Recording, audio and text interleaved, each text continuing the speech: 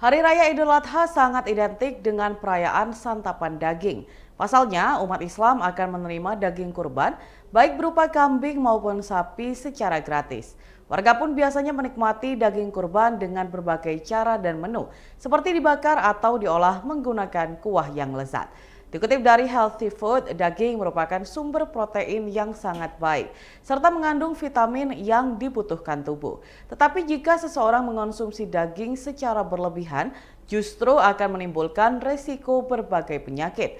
Hal ini dikarenakan lemak jenuh di daging sapi dan kambing memiliki kadar kolesterol tinggi yang bisa meningkatkan resiko penyakit jantung dan stroke. Healthy Food merekomendasikan untuk memenuhi kebutuhan zat besi dalam sepekan, tubuh seseorang membutuhkan 455 gram daging merah tanpa lemak. Sedangkan untuk konsumsi daging merah yang aman dalam sehari adalah maksimal 70 gram. Sebagai gambaran, 90 gram daging setara dengan sekitar 3 irisan tipis daging sapi atau kambing. Setiap irisannya kira-kira berukuran setengah potong roti. Selain itu, cara memasak juga berpengaruh. Sebisa mungkin lemak harus disingkirkan dari daging saat dimasak. Memangkas lemak dari daging dan memilih potongan tanpa lemak adalah salah satu cara untuk menurunkan asupan lemak jenuh agar tidak menyebabkan penyakit. Resiko kebanyakan makan daging merah pun akan semakin meningkat jika daging dimasak dengan cara dibakar atau digoreng. Dilansir dari Kompas TV, berikut cara menurunkan kolesterol setelah makan daging kurban. Yang pertama, menjaga pola makan dan gaya hidup sehat.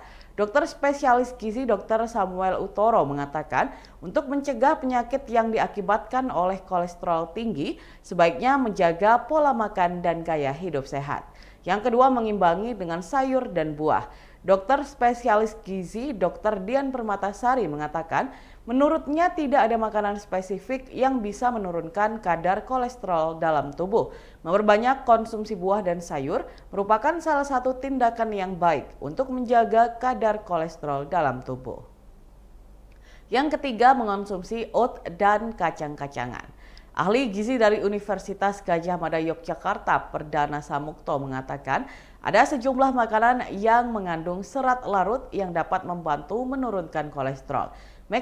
Mekanismenya ialah dengan mengikat kolesterol di usus yang bersumber dari makanan atau garam empedu.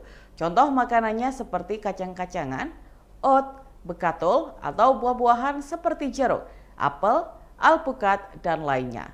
Yang keempat, konsumsi produk kacang kedelai. Meski kedelai bisa masuk dalam kategori kacang-kacangan, namun jenis makanan ini jauh lebih kompleks. Produk kedelai seperti susu, tahu, tempe, kacang edamame dianggap efektif membantu mengurangi kadar kolesterol dalam darah. Yang kelima, rutin berolahraga. Olahraga selama 2,5 jam per minggu dapat menurunkan kolesterol jahat dan trigliserida. Segera bangun rutinitas sehat ini. Tak perlu muluk-muluk, mulailah dengan jalan kaki 10 menit setiap hari, lalu tingkatkan secara bertahap intensitasnya. Yang keenam, berhenti merokok. Kebiasaan merokok dan sering terpapar asap rokok dapat meningkatkan kadar kolesterol jahat dalam darah.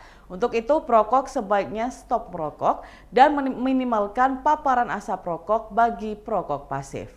Yang ketujuh, konsumsi lemak tak jenuh ganda. Mengonsumsi lebih banyak lemak tak jenuh ganda dapat mengurangi kolesterol jahat tanpa mempengaruhi kadar kolesterol baik.